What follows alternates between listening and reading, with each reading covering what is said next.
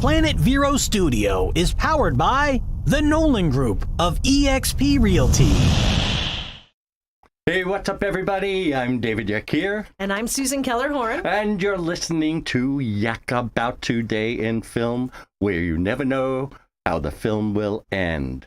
So get up, put your headphones on, go for a run, and listen to what we yak about today.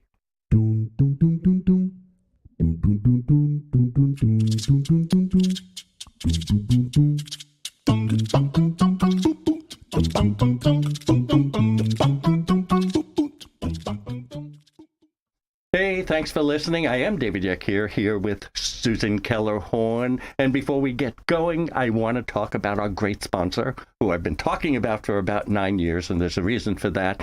We love New Vision Eye Center. They're the best doctors. And in fact, let me step back. I had a conversation yesterday with a friend of mine who just had surgery at New Vision Eye Center and couldn't stop raving about it, the clarity. And I believe, I'm not sure I remember this correctly, Susan, but he had the new lenses inserted in his eyes for cataracts. My mom had that, and by Dr. Tate at New Vision. That's right. That's who did it, Dr. Tate. Anyway, he raved for about 20 minutes how he had never seen better in his life. And the fact is, he's never experienced for 50 years not wearing glasses. So hooray to him, hooray to Dr. Tate, and don't forget, I wouldn't trust my eyes to anyone else. So Susan. Yes, David. Right, how are you? I'm good. So, you know, we tape these in batches. So it's been a few weeks since David and I have been hanging out together. It's been a little crazy. I know, and you're going away again. You just came back from Ireland. I know. And where are you going? I'm going to New York and New Jersey, but Ireland was amazing. It's such a beautiful country. It really is amazing, and I loved it. And now I'm going to New Jersey, and I've got this new thing. I think everybody's starting this new thing. I'm trying to travel with carry-on only. So I have a carry-on bag and a backpack, and I did 2.5 weeks in Ireland, and I'm going to do 2 weeks in New York and New Jersey with just a backpack and a carry-on, and you just see me wearing a lot of the same clothes. That's okay. You know what I was thinking, not to get you off track about traveling, but I was thinking that, you know, the other day we brought the group together to talk about the film festival in 23. And we were sitting and talking about it and realizing, what are we, about 5 weeks away from the last day of the festival? Yes. Right? So we're sitting there, and I don't think people understand that a whole year of planning goes into 4 days. Oh, yeah. Right? And you come off those 4 days, and all of a sudden you rest for about a week, and then all of a sudden you realize, we have to get going again, right? We have to start planning. And we just want to tell everybody out there, we are planning, and the festival for 23 is going to be bigger and better and spectacular, and you won't want to miss it. And this time, I think for our filmmakers, I think we're going to open up submissions. Are we talking end of September, beginning of October? Beginning of October. While I'm away, I'm going to start doing some edits to our filmmaker page where they submit the films. Because for those of you who don't know, the filmmakers submit films to our festival. It's on a program called it's actually a website called Film Freeway, and they submit their films to us, and we go through them and watch them throughout the year until we make all our final decisions, which is around April. And it's a long process, but we're going to be making some changes, so I've got to make some big edits. And that won't ruin your trip. No, I'm going to meet up with family and hanging out by a lake, and I'll just grab the laptop and sit by the lake and make edits. Something? Don't you hate me? Maybe we push off the film festival, and I just go to the lake with you. That sounds like a plan. You can join us. So we have a great guest today. Yes, we do, and she's one of the rare breed. This is Christine Luethje. She is a rare breed. She doesn't even know why I'm saying this, because she is a Vero Beach native. She grew up here. She's lived her entire life. And let me tell you, there's not many people who have done that. So anyway, it's a lot of fun that we have Christine here. Christine has a great, amazing career in music editing for films. For us, she's been such a huge help She's one of the jurors for our film festival. So welcome, Christine. It's a pleasure to be here. I do want to say something. I got to say this. So I'm looking at your credits, and you nailed it. You just nailed it. You hit Moulin Rouge, one of my favorites, and you hit all the superhero movies. Definitely. I mean, it was mind-blowing. And, it's easy to go back and ask you, how was it working with Buzz and, Baz, right? Or what was it like editing a Superman Doomsday? Yeah, is that the one you Superman did? versus Doomsday. Yeah, what's that? What is it like when you're working with directors? What's the process? Well, it's very exciting because a lot of times it's the first time, people have seen the edit.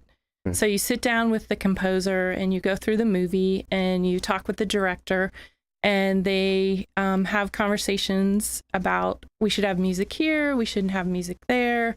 This is a part where we really want to heighten the excitement or the action or the fear or the drama, or this actor needs extra support in this scene, that we want to make it even more dramatic.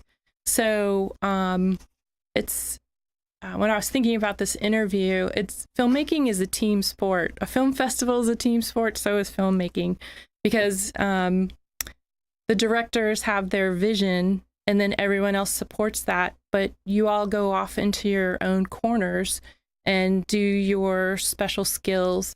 Bring it back to the table. It's under review, maybe many times, and at the mix is really like all of the elements, which is the edit, the sound people, the music people, the special effects people. That's really big these days. They come together on the mix stage, and we truly see and hear the film for the first time. So to me, that's, besides the music making part, that's the most exciting aspect of this collaborative process. And then comes all of the tweaking and mixing. And for example, sometimes like in some films, you may feature the sound effects and they pull the music back, or the music gets featured and they drop the sound effects for the emotional content of a scene. So it's quite collaborative. And like when I worked on Ali for Michael Mann, both Ali and Moulin Rouge had a team of music editors. So that was kind of fun. A lot of times we're, just single music editors in your editing bay. But this time we were a team on these big features. And the one thing I discovered or learned from Michael Mann's process is he had about over 100 edits of the film. We had a big calendar, and every time they turned out a specific edit. So what do I mean by edit? That means the chronology of the film sometimes changes. So they might reverse a scene. They might pull out a scene just to see like emotionally what happens with the film. So they had a calendar, and about every 3 days there was a new edit, and we'd all pile into the mixed stage, watch the show from the beginning to the end. And Michael would decide, all right, we need to flip these scenes around, or we need to drop this scene, or we want to re-edit this particular scene. So it's quite the process. And on features, you have that luxury of trying to find just the right niche for, where does that film lock in and deliver its most impact. And Moulin Rouge was just amazing. I remember walking down the halls of Fox Studio thinking, okay, this is it. Like, if I don't do another film, this is like the best film ever. Your career is so exciting. How did you get started in it? Let's see. My first passion was music. Vero Beach Middle School, I was in band. I got a shout out to Mr. Trapp, who is my band director. He showed us jazz. He was an amazing saxophone player. And then Mr. Salmons in Vero Beach High School. That's where I sort of felt this passion about music, and those organizations gave me opportunities for leadership. So I built confidence in my music skills. I thought I was going to be a band director because that's all I knew. So I went to Florida State to do that. And then I learned about working with orchestras. I became the orchestra manager for the orchestra at Florida State. And I was like, oh, this is even better. Being in the middle of a live orchestra with 100 people working in concert, making beautiful, emotional music. It just like, that was it. So after I graduated from college, I knew I wanted to be in the recording music world. So I ran away to Hollywood. And my parents weren't thrilled, but, you know, it was what I had to do to realize the best me and start this career. I didn't know what music editing was at that point. I went to UCLA Extension to get a certificate in audio engineering because I was just a flute player. So I was like, I gotta like confidently learn how to plug in all the technical gear and learn the technical side of recording. So I did that, met my husband, James Fleck, love you, babe, and worked for a composer, discovered music editing, and then began searching for projects I could work on. My first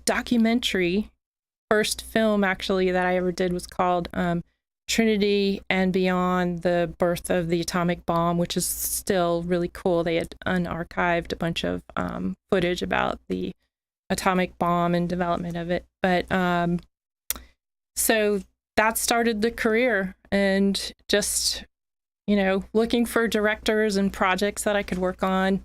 And the one thing that came to mind when I was thinking about this interview was, you don't know what you don't know.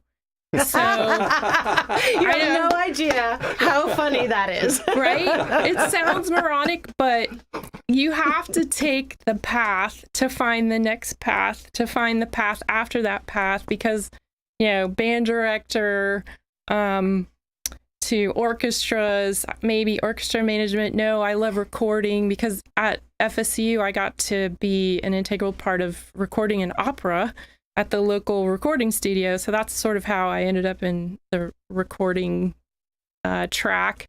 And then I wanted to work in recording studios, but at that point in time, that whole system was evolving, imploding, however you want to call it. The wonderful digital revolution makes it harder for recording studios, but that record music.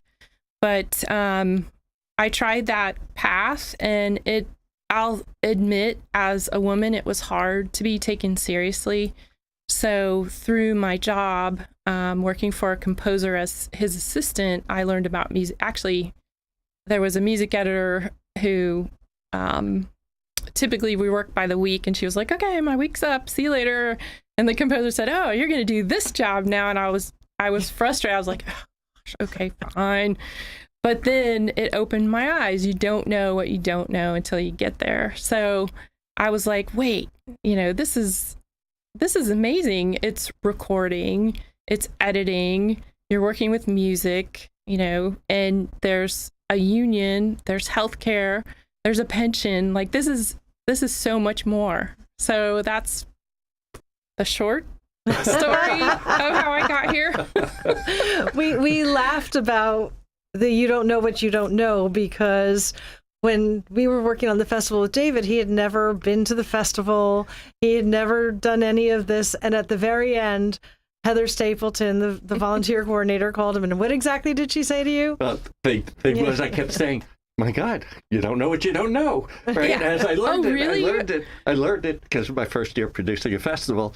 And all of a sudden, she comes over to, she whispers in my ear, and she goes, now you know what you don't know. You know. So I do have a question. Sometimes you always hear about some kind of discord between, you know, an editor and the director. Because editor, I guess the editor really has final control over, what takes place. Is that true in the music business, in the music and sound effects business? Is there a conflict? Well, you have a composer that's written this rich, gorgeous score, who holds it very dear to his or her heart. Absolutely. And all of a sudden, somebody like you comes around and says, well, we have to cut here, we have to go here, we have to go here. Tell me about that. Well, just to unpack a little bit about music editing, we're sort of the last people who handle the music before the mix. And a lot of times the editors and directors have been busy re-editing the film. And these days there's no such thing as locked picture.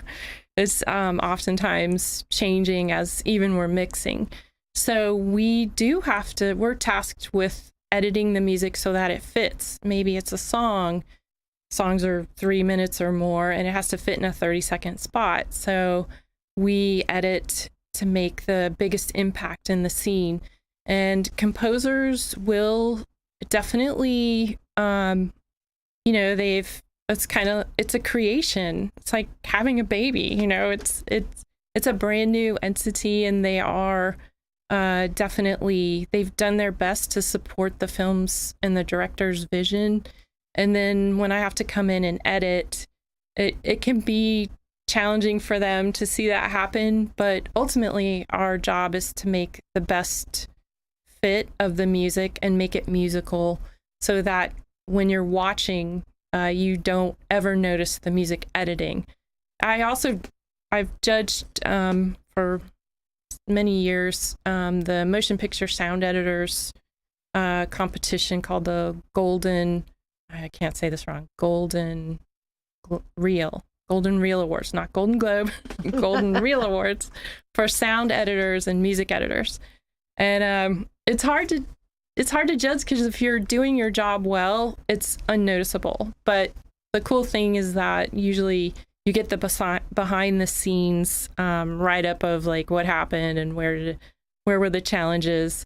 And sometimes directors will say, that cue isn't working. I think we should drop it. At which point I swallow really hard and mute the file because ultimately it's the director's project. And if you're in TV, there are differences in film and TV.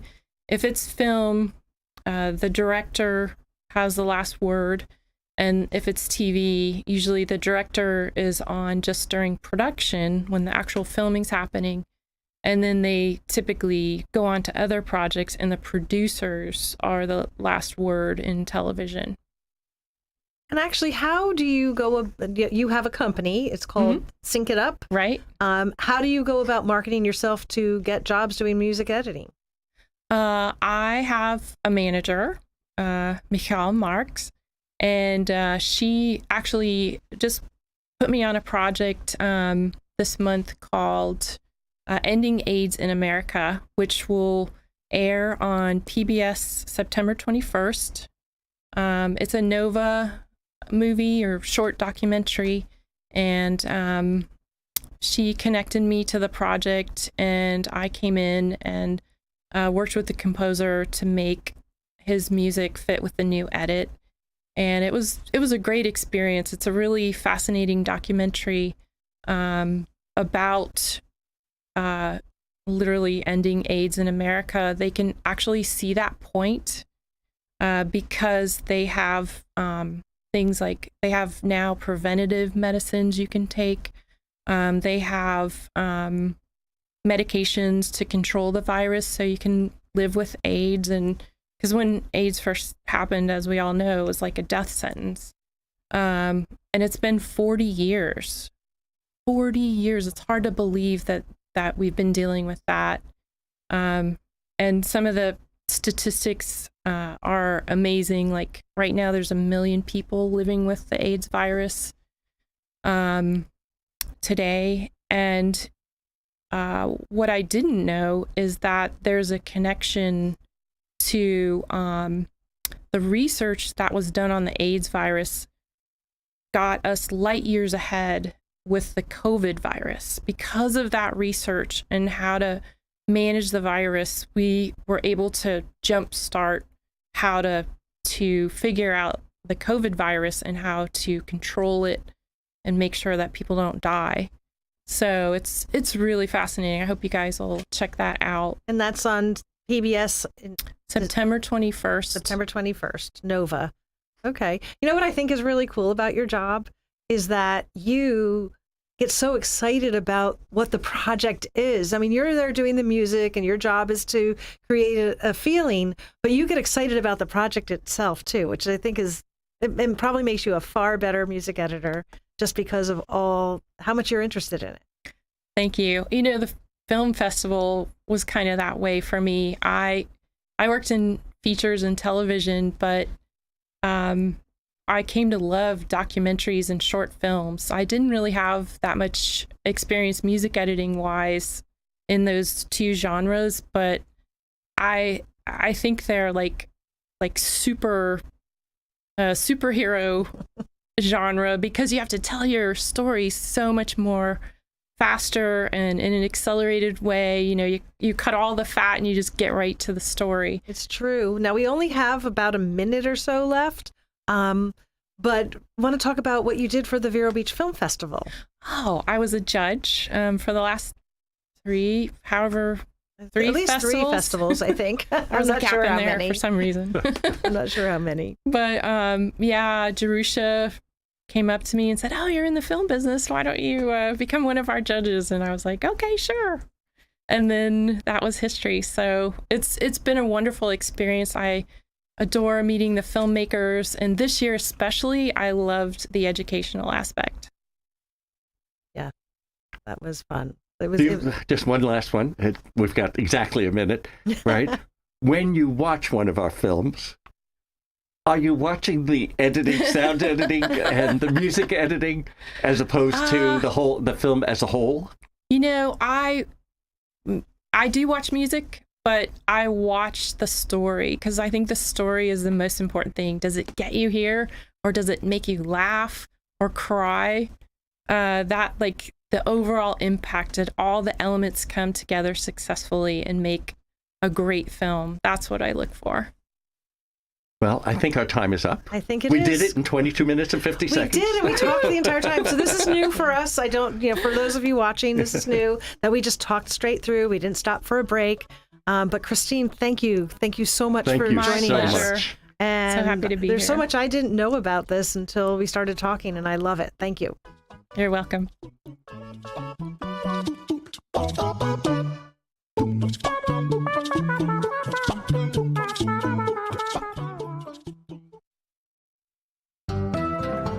Dr. Stephen Tate offers